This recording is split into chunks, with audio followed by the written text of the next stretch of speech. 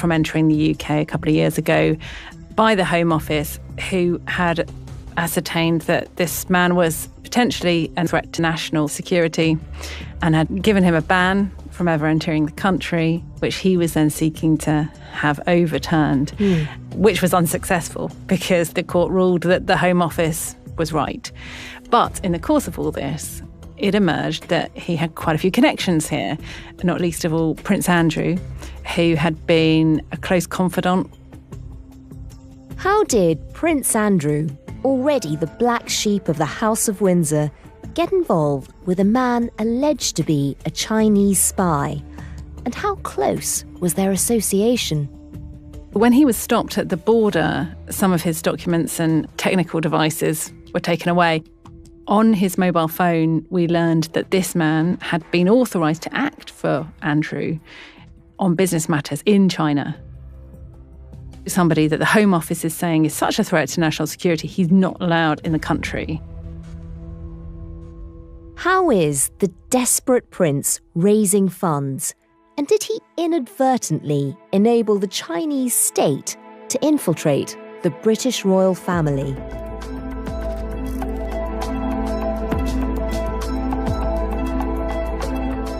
The story today, Prince Andrew and the Chinese spy.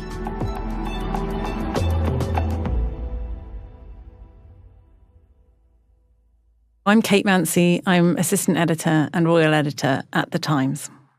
What was your reaction when you saw the news coming out of the court? I mean, you've covered Prince Andrew for years. Mm-hmm. Was this a surprise? I think anything like this is always a surprise because the fact that somebody who the Home Office has deigned to be such a risk to national security that they're not allowed in the country could be so close to Prince Andrew.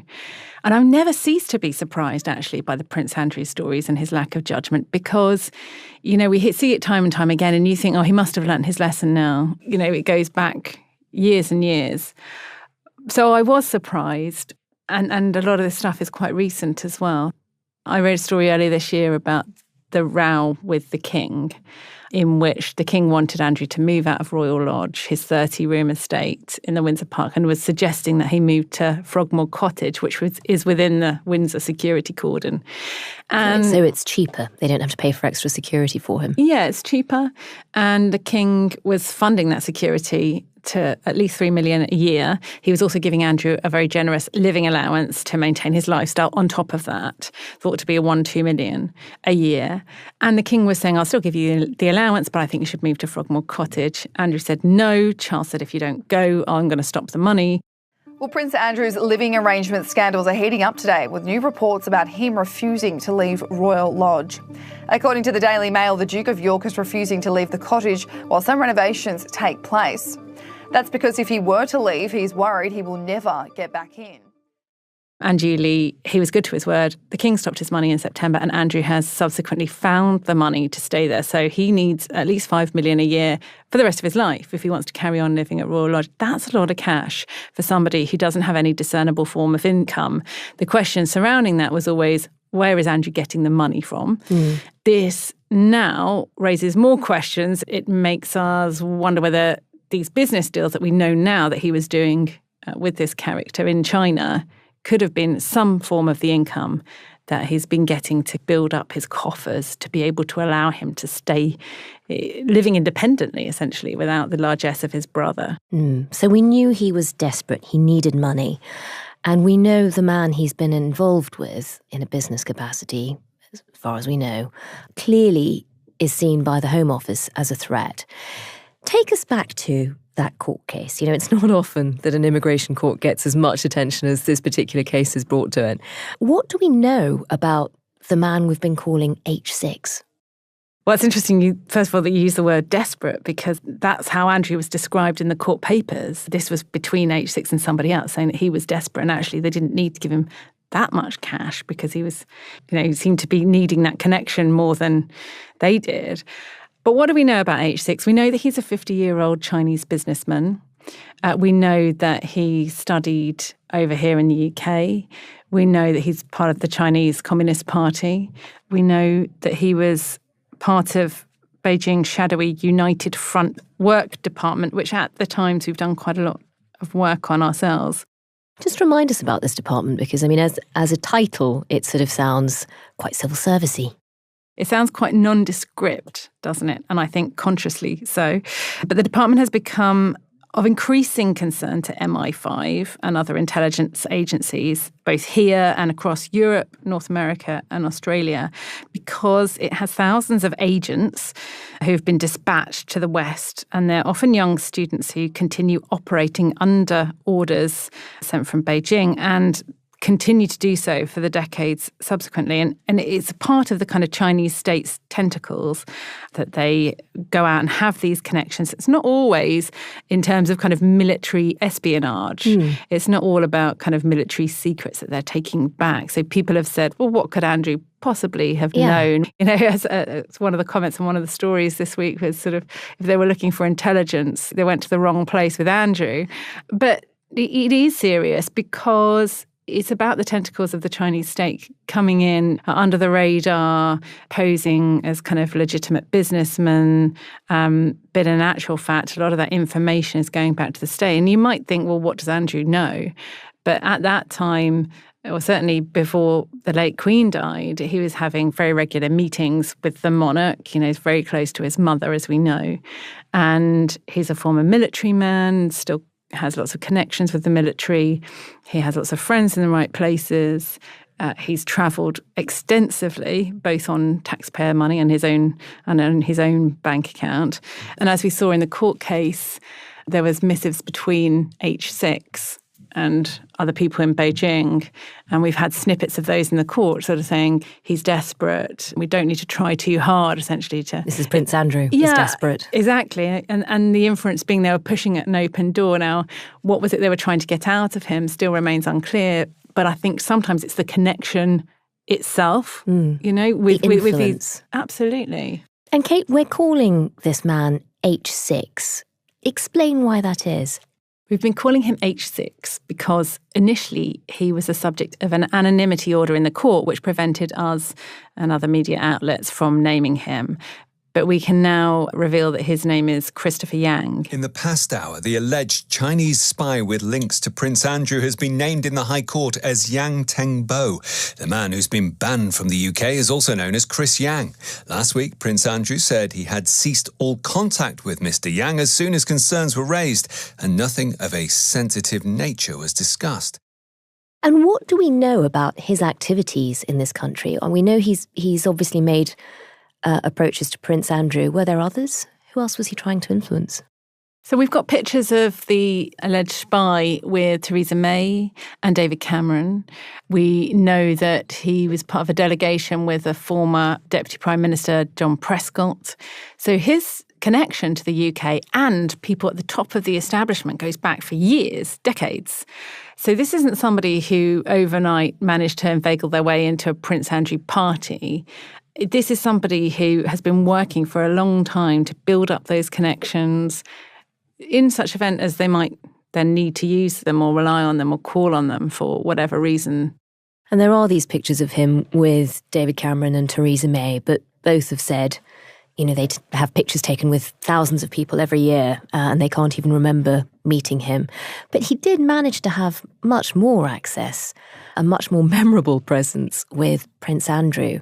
Just tell us, from the court case, what have we learned about how close they became and how much access he had?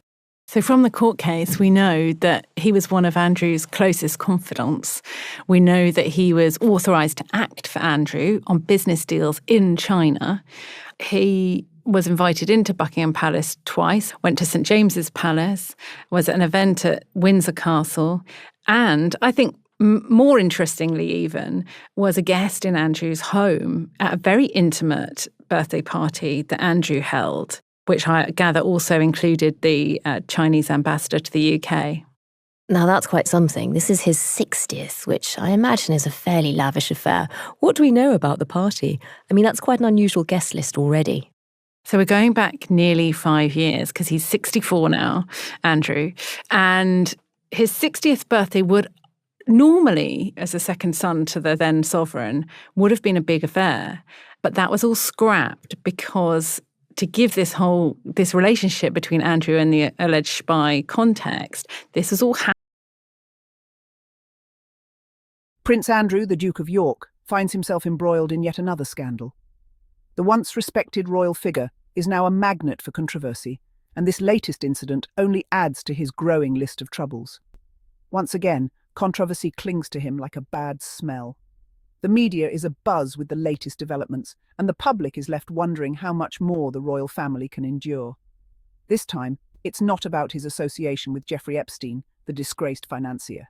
This is different. The Epstein scandal had already tarnished his reputation. But this new issue could have even more serious implications. This time, it's about national security. The stakes are higher, and the potential fallout could be devastating not just for Andrew, but for the entire nation. It's about a suspected Chinese spy.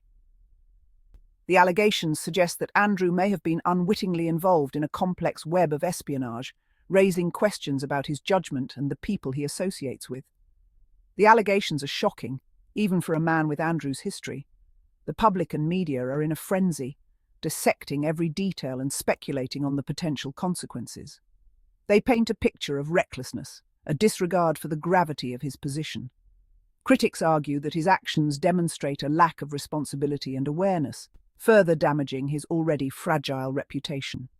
The royal family is once again in the spotlight, grappling with the fallout from Andrew's latest misstep.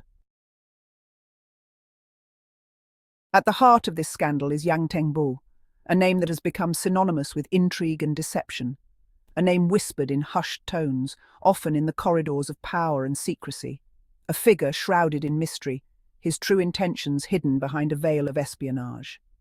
British intelligence suspects Tengbo of being a Chinese operative, a spy working to undermine national security. His mission to cultivate relationships with influential figures, to gain access to their inner circles, to steal secrets that could compromise the nation. And Prince Andrew? He's caught in the web, entangled in a complex network of deceit and manipulation. They met at a charity event, a seemingly innocuous encounter that would set off a chain of events. But one meeting led to another. Dinners, introductions, each interaction pulling Prince Andrew deeper into the shadowy world of espionage. The details are still emerging, but the implications are chilling. The potential fallout from this scandal could be far-reaching, affecting not just those directly involved, but the very fabric of international relations. British courts are taking this very seriously. They're calling it a matter of national security. Evidence presented is damning. Emails, phone records, witness testimonies paint a disturbing picture of Andrew's entanglement with Yang. The court proceedings have sent shockwaves through the United Kingdom. The public is outraged. Politicians are demanding answers.